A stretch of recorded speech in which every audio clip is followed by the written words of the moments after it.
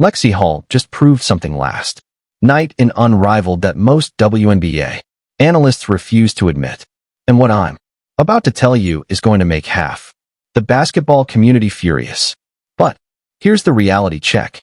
Nobody wants to hear about one of the most misunderstood players in women's basketball. Because while everyone's busy debating supermax contracts and all-star selections, Lexi Hull is out here doing something that might actually be more valuable than scoring 30 points a game. And yes, I said what I said.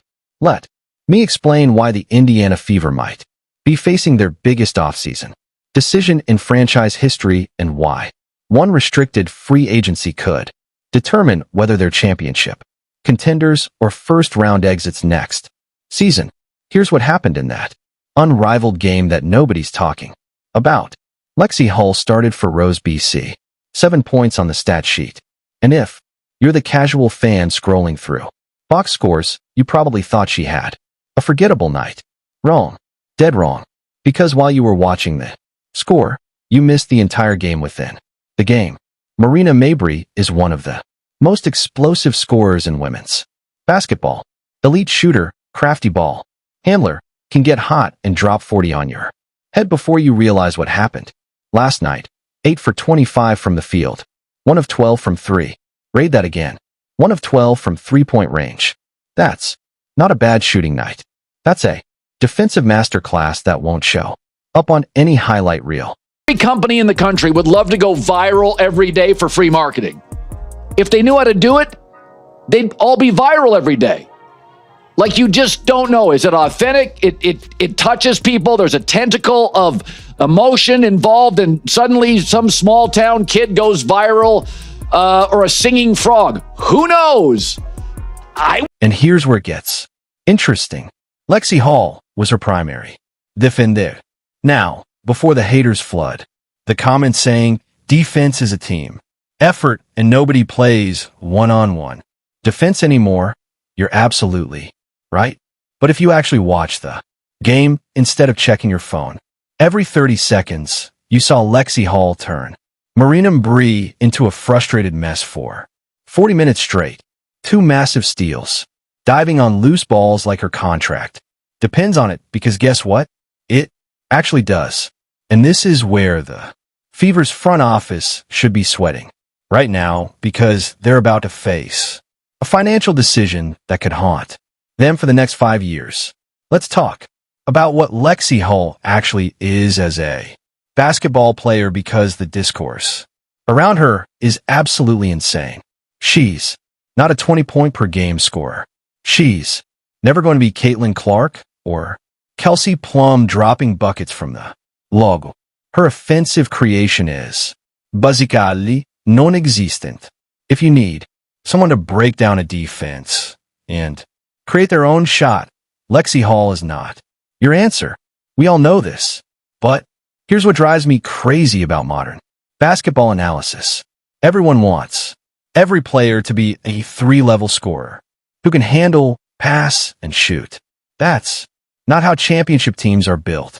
Championship teams are built on role. Players who understand their role and execute it at an elite level every single night. And Lexi Hull has somehow become elite at something that doesn't get enough respect in basketball. She's a defensive playmaker, not a stopper. Not a lockdown defender, a defensive playmaker. And there's a massive difference that most people don't understand. Think about it like this. A stopper like Raven Johnson or Jackie Young. You put them on the other team's best player and say, go to work. They're physical. They're quick. They make it hard for elite scorers to get comfortable. That's one type of defensive value. But Lexi Hull disrupts entire offensive systems. She draws charges at A. Really thankful for, the training staff and player development and everybody that has kind of been there with me. They haven't taken a break either, because they invest a lot of time and they want me to be successful. So I think for myself, it's not proving it to yourself again, but it's just that feeling. And I think it just made me smile quite a bit. Like, I really did kind of feel like myself out there and just continuing to get my lungs back. But I felt like I was moving really well. So that's genuinely absurd. She goes skinny through screens, better than almost anyone in the league, which means offenses can't run there. Normal sets against her without risking. Offensive full. She turns routine. Possessions into jump balls and loose. Ball scrambles. Here's the thing nobody wants to admit. You should not make this Team USA team. Caitlin Clark destroys in day 2 of Team USA camp, looking like the best player. Can't run specific actions against Lexi Hull without adjusting your entire offensive scheme. And if you're a WNBA coach, try to run a pick-and-roll offense, having a defender who can navigate screens without getting hit, absorb contact from both the screener and the ball handler, and potentially draw a charge. That's a nightmare matchup. Imagine you're the opposing coach. Your best player picks up 2 offensive fouls in the first quarter because Lexi Hull is out there playing defense like it's a contact sport. Now your star is sitting on the bench with foul trouble. 8 minutes into the game, your entire offensive game plan just got destroyed, and it didn't even require the other team to score. The news? Because NBA stars, there's a lot of them, and they move the needle. The WNBA stars, well, there's one that moves the needle. And here's the other thing to remember. Caitlin Clark's already rich. She made $11 million this year alone in endorsements off the court. So regardless of how these negotiations go, she's set. Nobody else is, right? So that's a skill. That's a legitimate, elite-level basketball skill that deserves way more respect than it gets. But it doesn't show up on ESPN highlights, so casual fans think she's just a hustle player with limited offensive talent. And yes, she's a streaky shooter. 1 of 5 from 3 last night. Not ideal. But here's the reality. When Azure is dropping 19 and Jazz is going nuclear for 35, you don't need Lexi Hull to be your third scorer.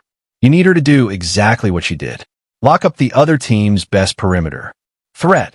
Create defensive chaos and hit 1 massive 3 late in the game when it matters, which she did, by the way. Clutch 3 late in that game that basically sealed it.